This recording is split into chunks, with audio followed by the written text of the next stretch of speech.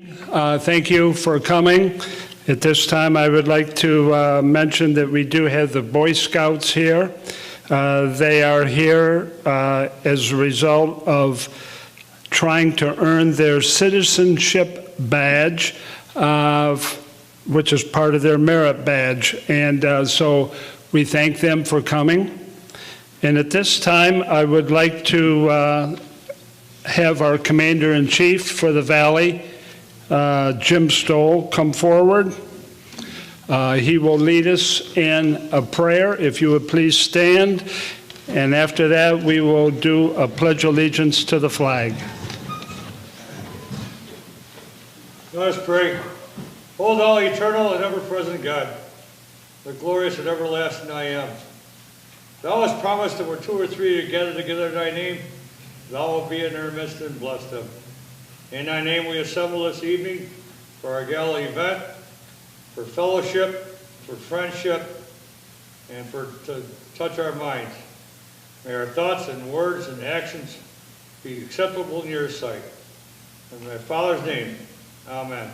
Amen. Please join me in the pledge of allegiance to the flag of our country.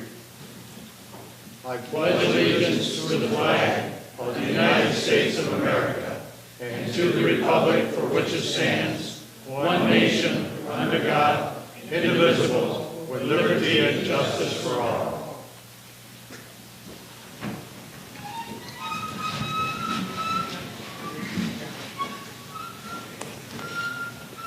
At this time, I would like to introduce Steve Whittaker, illustrious brother Whittaker. He is an active member of Supreme Council and is in charge of our valley. He oversees our operations here.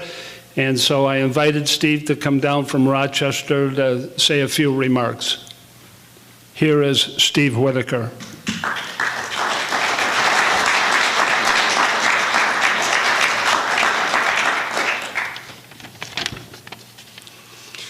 Sublime Prince Jim Johnston, President and CEO of the Robert H. Jackson Center.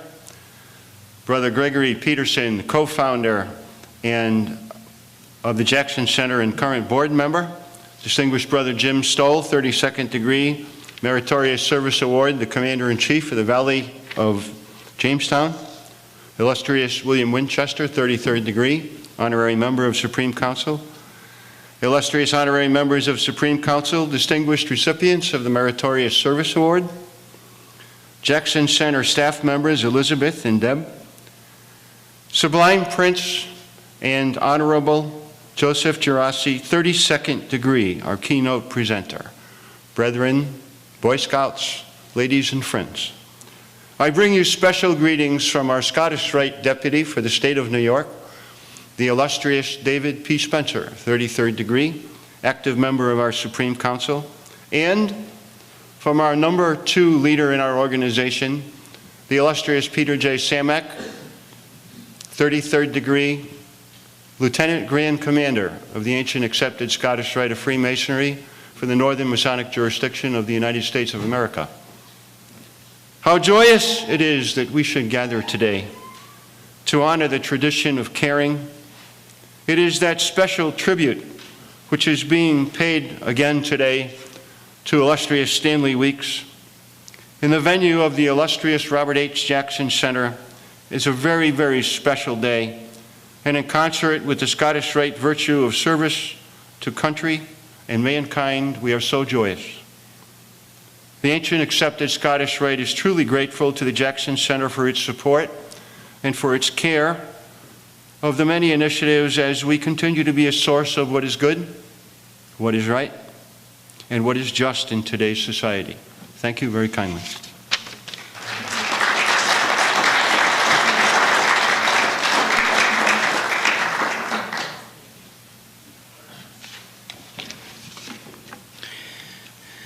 As I mentioned earlier, it is truly our honor to welcome you here. In the fall of 2012, Greg Peterson, Bill Winchester, Steve Whittaker, and others, we were trying to find a way that we could honor Stanley Weeks. Stanley Weeks, a citizen, of course, of Jamestown, who did so much in so many ways for this community.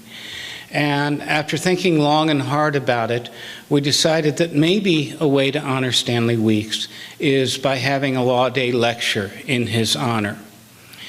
Last year was the first one, and we were very fortunate to have Judge Norman Mordew, the Chief Judge of the Northern District of New York Federal Court, and it was truly our honor to have him here.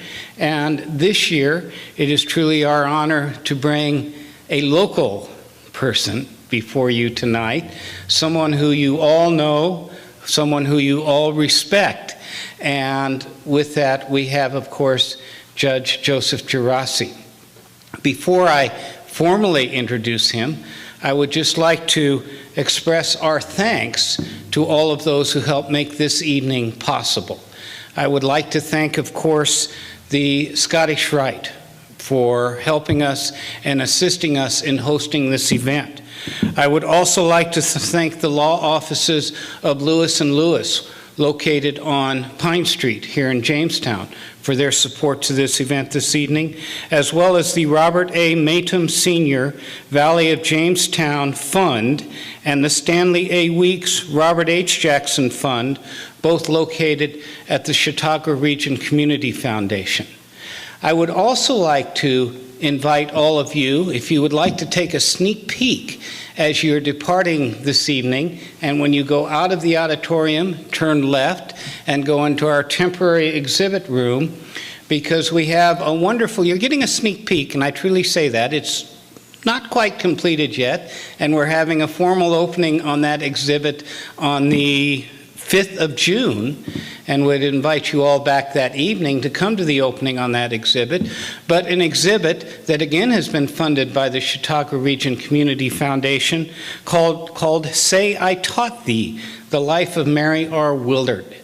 For those of you who are not familiar, Mary R. Willard was an English teacher at Jamestown High School early in the 1900s.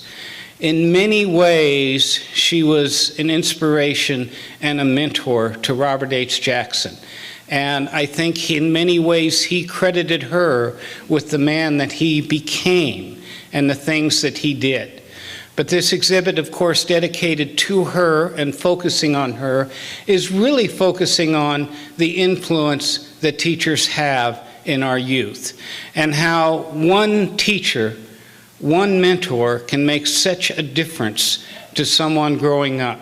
To provide the right example, the right influence, they can have make an incredible difference. And so I invite you, take a sneak peek in at the exhibit. It's still a little bit under construction, but we are looking for a formal grand opening on the 5th of June. As I mentioned, it is truly our honor to bring to you this evening this year's Law Day lecture.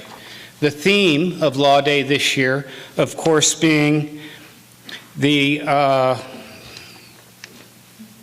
got to find it, I remember it, American Democracy and the Rule of Law, Why Every Vote Counts. I'm just going to say just a very few words about our featured guest this evening, because one, you all know him, and two, of course, on the back of your program, it tells a little bit about him. So I'm just going to highlight a few things. But of course, Joseph Gerace, who's been active in this community throughout his life, with over 60 years of service to this community, first as an attorney in private practice, and now over 40 years in public service. Of course, as the county's first executive, and then elected Supreme Court Justice. Just a few of the highlights of his career.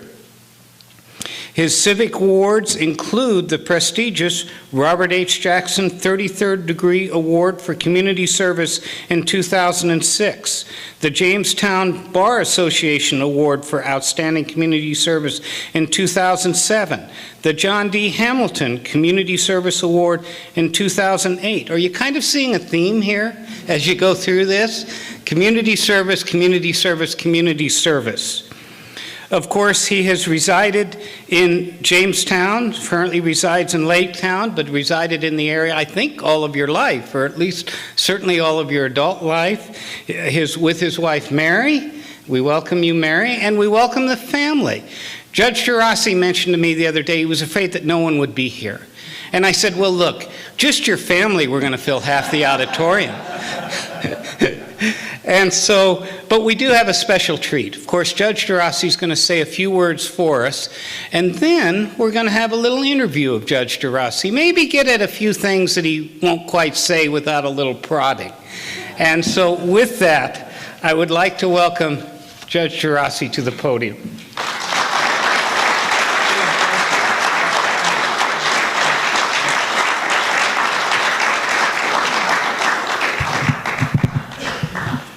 Well, after that, I'd like to declare the program over. I am so pleased that illustrious brother Whittaker came all the way from Rochester to celebrate the recognition of the Stanley Weeks program, and it is Stanley Weeks program. I also want to refer to all the other illustrious brothers and other brothers of Masonry who have done so much for the area and the community. Jim Johnson, thank you and your staff. You've been marvelous and still are doing an incredible job. I thank you all for what you are doing. I have in my hand a watch that I had to borrow. It belongs to Brother Siggins, and I think it's got an alarm to it. I am not sure, but otherwise he wouldn't have loaned it to me. But I'm so grateful to all of you for turning out, and especially my family. They've listened to me long enough, I'm sure. I really am honored in many ways, but chiefly because I had a great deal of admiration for the illustrious Brother Weeks. When I came to practice law, just as a greenhorn, he was one of a couple lawyers who greeted me and welcomed me to the practice of law and said if I ever had any questions, ever had any problems, don't hesitate to let me know. And frankly, I used him and my eventual partner, Bob Booty, as my mentors. And what I liked about both of them, and of course we're going to talk about Brother Weeks, is that he set such a great example for lawyers. He participated in public life. He took public office at a sacrifice financially and devoted a great deal of time to the community. He served as mayor for a term, and I don't think I ever heard of any criticism of his administration. And then he served in the Board of Supervisors, and I know what that body was like because I served on it. So that is why I'm so honored to have been asked to present a program tonight. His unselfish public service and huge contributions to the community, his commitment to the law, and he was committed to justice as well. Now, the topic selected by the American Bar Association is why your vote matters. And I have to show you a sheaf of papers here, and I'll tell you why. Although I've voted in about every election since 1948, when I traveled an 800-mile round trip. I was in Albany at the time, and we didn't have absentee voting. So I made that 800-mile round trip to cast my first vote for president at that time. And then had to go back because we had examinations coming up. And so I know what elections mean. I've campaigned in elections, won some, lost some, and was a candidate for elections for school board, assembly, Bustye Town supervisor. And so I found that this topic on why vote matters, really a very difficult one of the hardest ones that I've ever been challenged to give. And the reason is that Masons, like the farmers that I remember when I was ag commissioner, they were the breed of people that vote. I would say almost 100% of the Masons, 100% of the farmers will turn out to vote in their local election as well as the national election because they know that their vote matters. So how could I build up on that kind of a theme? How could I convince people, those of you that are out there, that votes really matter when you have lived that every time there's an election? So what I did was to Google and Yahoo, and I drew on as many sources as I could to try to do something and say something a little different than why your vote matters. Now, all of you know that your vote matters, and you know that your vote counts. You proved that in the last election on the issue of the county, the sale of the county nursing home. And I guess my question generally is to people, including yourselves, but do you think billionaires and corporations and unions would spend millions and millions of dollars to influence your vote if your vote didn't matter? I don't think so. I don't think so. So I probably could end my talk here because you know that your vote matters. You know that your vote may make the difference in an election. You make a difference between the winner and the loser. And you make a difference on what the impact is on your pocketbook and on your family and on your future and the future of your locality and the future of your country. And you know that casting a ballot is the fundamental basis for having a say in the political decisions of a community. And contacting elected officials between elections, not just the voting, but the contacting can make a difference. And I know this from past experience as a public official. More than pulling a lever, our vote is our voice. Our democracy is participatory. And it's not easy, and it can be messy. I can remember my mother taking a petition around to get the dirt road in front of our house in Cottage Park paved, because every time she would hang the wash outside and a few cars would go by, those bits of dust hung on to her washing, and she didn't like it, and neither did the neighbors. And so she took a petition around, and as a result, the town board did tar that road. Eventually, I think they paved it, but not until we had moved out. She also took the petition around because we had a well, and water was somewhat limited from the well, and we needed public water in that area. And she took that petition around, and sure enough, we ended up getting public water for that area. Now, having said all this about voting meaning so much, unfortunately, at one point or another, since our country was founded, the right to vote and to cast a meaningful ballot has been denied to many of our citizens. Right from the beginning, women and people of color, younger voters, newer Americans, were denied the right.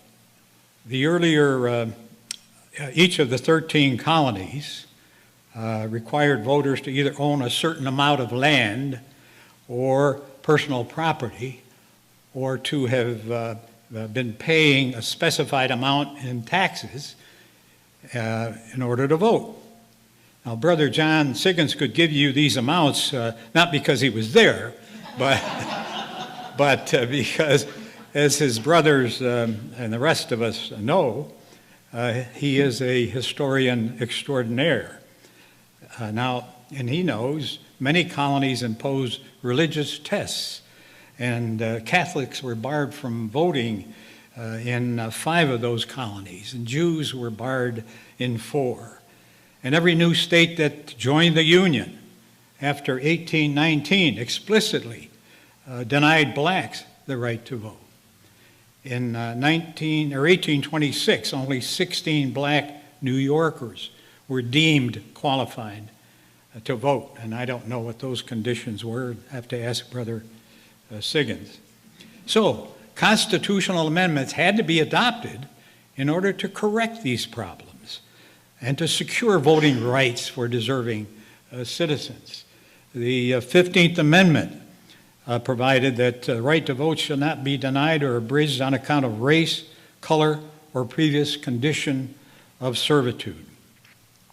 Note that that applied to black men, not women.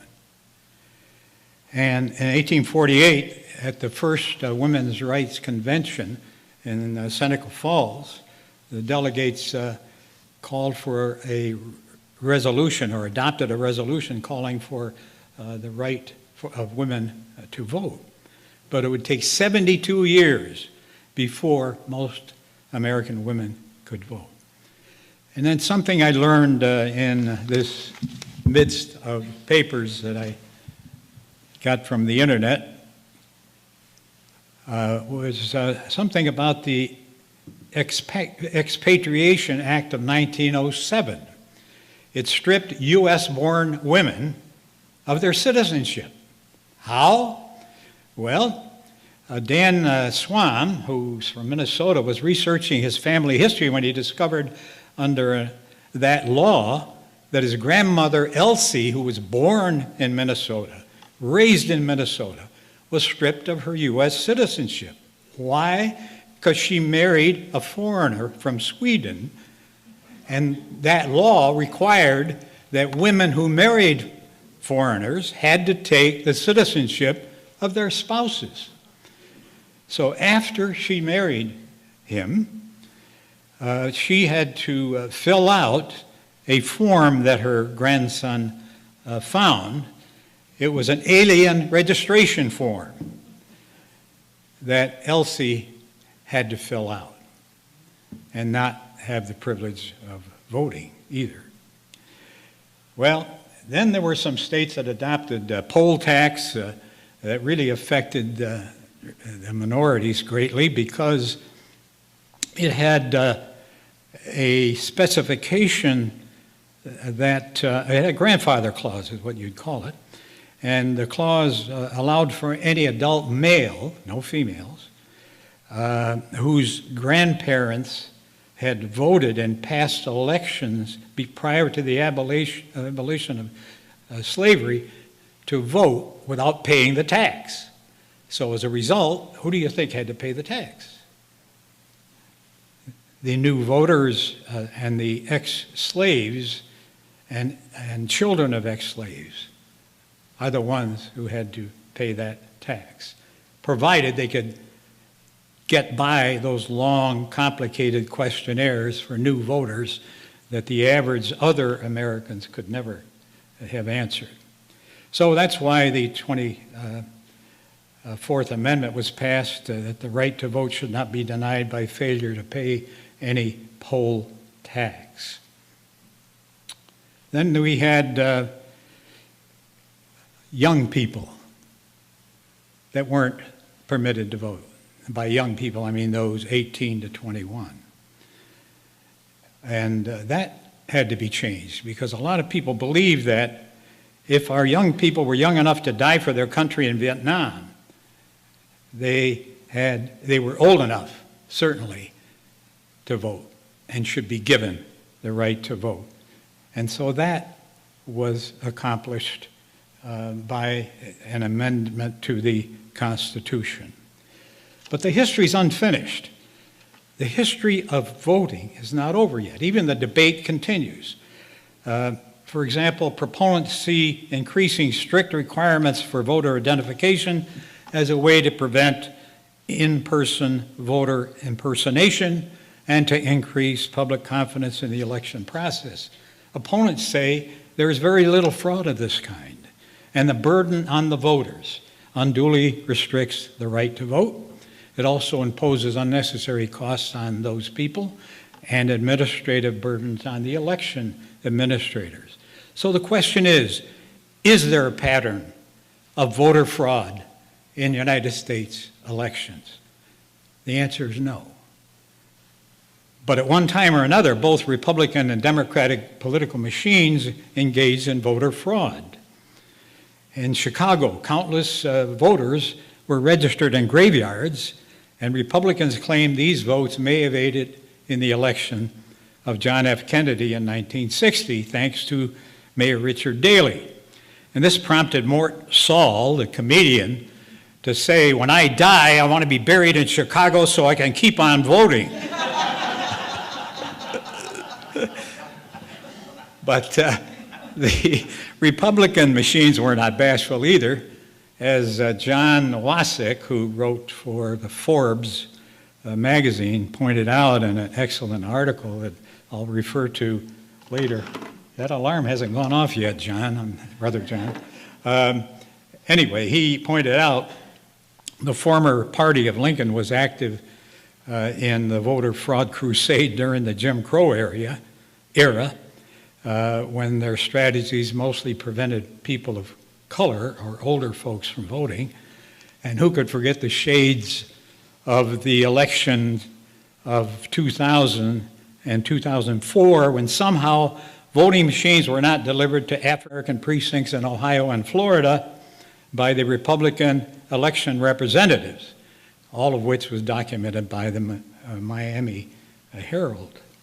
And fewer voting machines were provided in those African American precincts in Ohio than in the Republican districts, which caused long lines in those districts.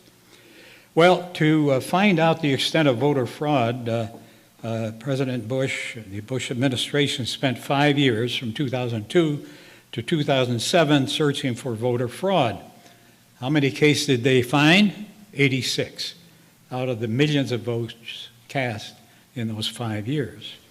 The Brennan Center for Justice at the New York University School of Law conducted a thorough study labeled "The Truth About Voter Fraud," and you can find that on the internet, by Justin Levitt.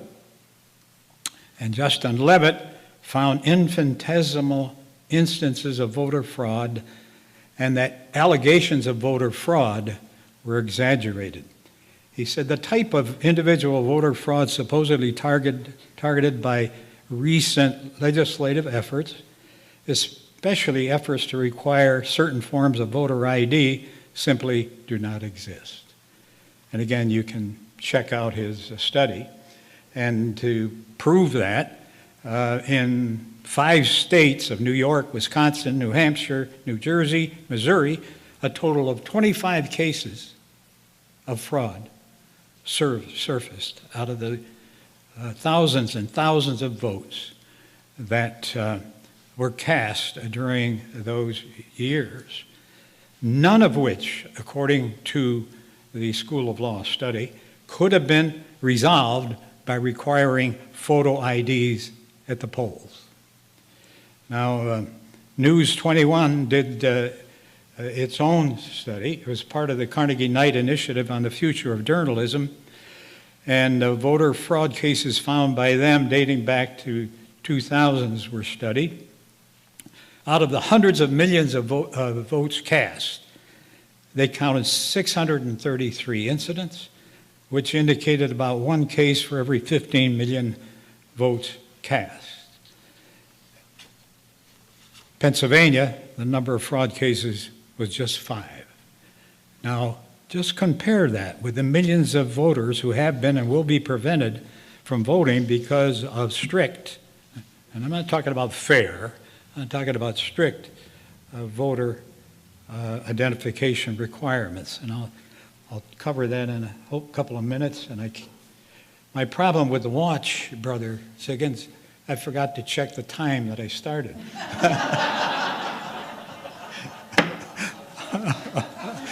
Oh, dear. Well, anyway, the findings by the Brennan Center for Justice at New York U found that as of September 2012, 16 swing states that account for 200, and keep this in mind, 214 electoral votes, only 270 are needed to elect a president.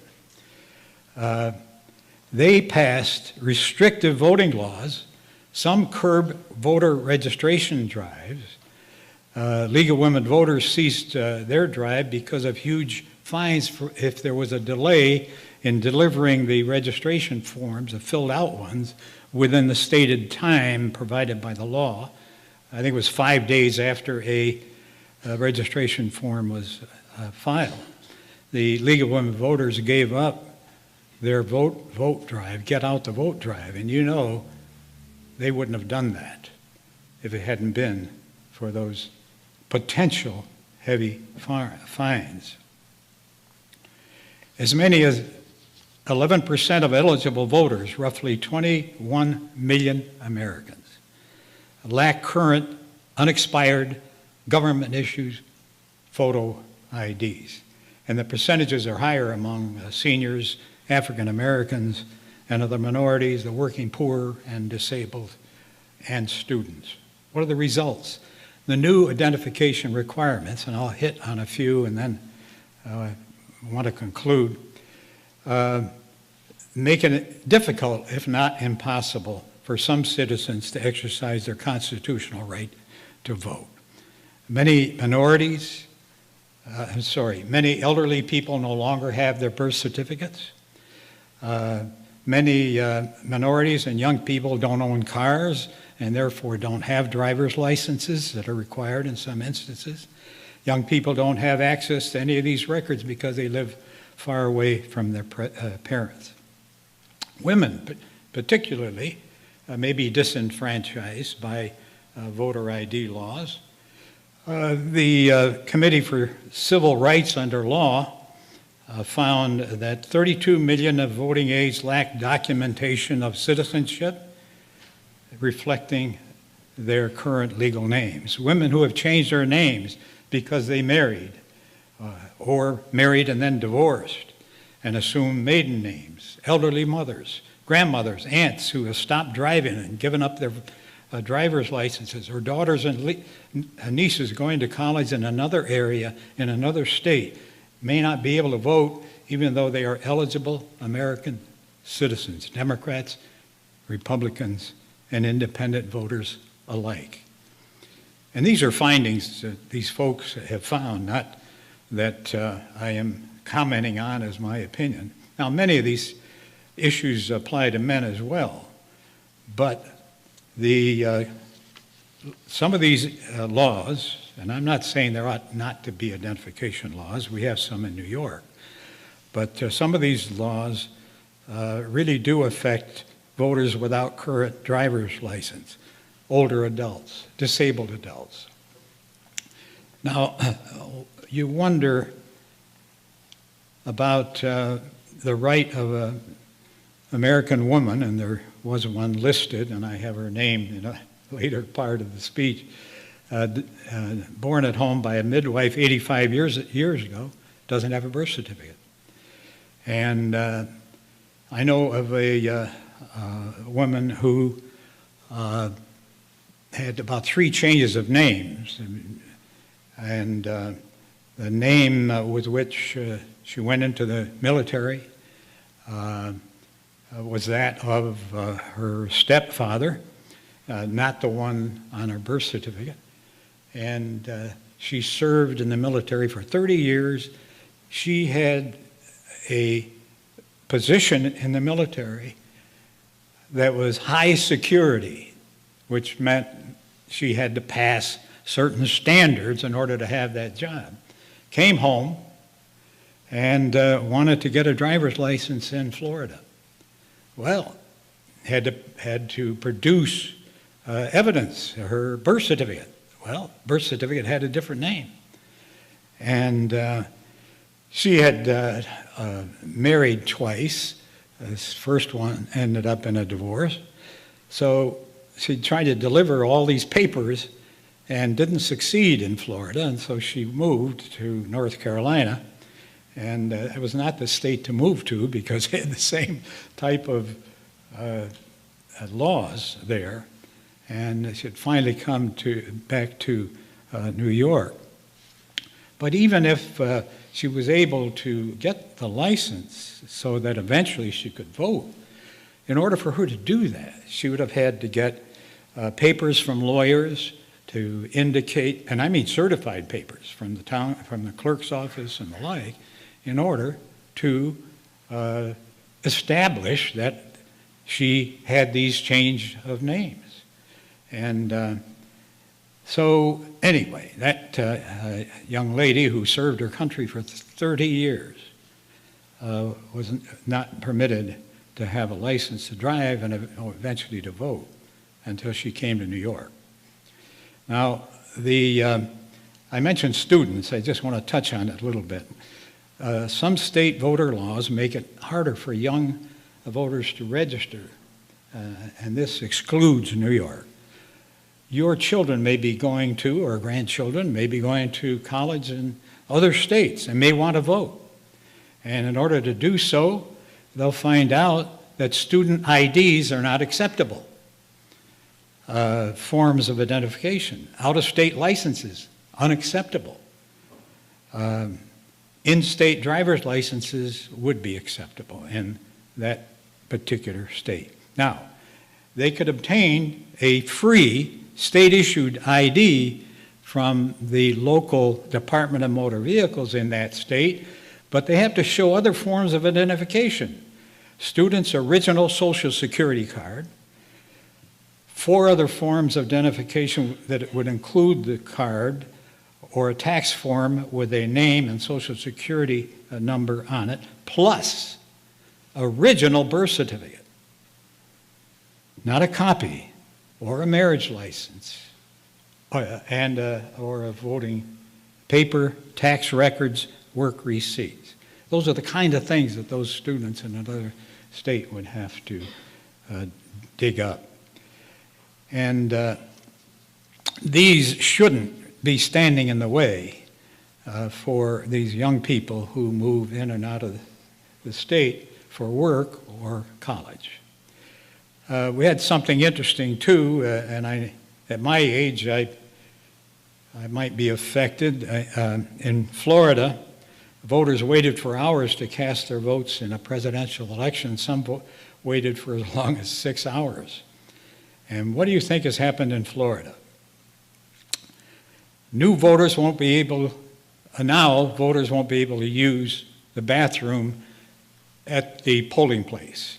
The Miami-Dade County Elections Department implemented a policy to close bathrooms at all polling facilities. So voters would have to choose between the bathroom and voting. And as I said, at my age, I have to do an awful lot of running back and forth. Now, they haven't yet, to my knowledge, provided for portable potties. I hadn't heard anything about that yet. All I know is these were passed recently. And there have been other tools to successfully limit voting rights by states and some political strategies in the last 20 years. And it would take me another half hour to cover all of those. But one of those I want to touch on is voter caging. What is voter caging? Well, political strategists will send out letters first class marked "Do Not Forward." And they do send those to areas where voters constitute a majority of registrants of the opposite party. And you can see why they do that. And when the letters are returned undelivered, those strategists use those caged envelopes as evidence that the voters might be fraudulently voting. And so they challenge those ballots. Well, a soldier mailing in his or her vote from Iraq or Afghanistan would have that ballot disqualified and the soldier wouldn't even know it. Those are the kind of tactics that had been adopted. There are ways to streamline voter registration and voting. Some of you oldsters, but particularly you youngsters out there, are very familiar with the internet, and you know that the internet offers great potential for voting through that method. And as John Wasik of Forbes, and I mentioned him earlier, he said voting should be as simple as going to an ATM. You can do it anytime, virtually any place. And he said you should be able to do it through mail, email, or texting. If you can buy a product from Amazon.com with one click, you certainly should be able to vote with 21st century ease. He adds that if trillions of dollars can be sent around the world every day without anyone stealing it, there are plenty of systems available to prevent voter fraud, which isn't a problem anyway. And those are his words, not mine. And he said there shouldn't be just one election day. There should be several days during which people can vote. And his message is pretty much my message tonight, and I will conclude. Our message in a democracy is clear. If we want to keep it, we need to protect the rights of all of our citizens, and that means fair enforcement of voting rights, universal access to ballots, electronic or paper, and getting the greatest number of people involved in the process. And as I said, that is his message, and it is my message that we have to do everything we can to make it easier for people to vote, to cut down on the waiting lines. There's presently some proposals in Washington to ensure that people can vote within 30 minutes from their time that they appear at the polls, and that's what should happen. And even though New York is not among those states making it harder to vote, we should let our federal officials, the congressman and 2 senators, know that we would like to have these, how we feel, and the principle that Wasik and I just mentioned of doing all we can to get the maximum number of citizens to vote. And I thank you very much.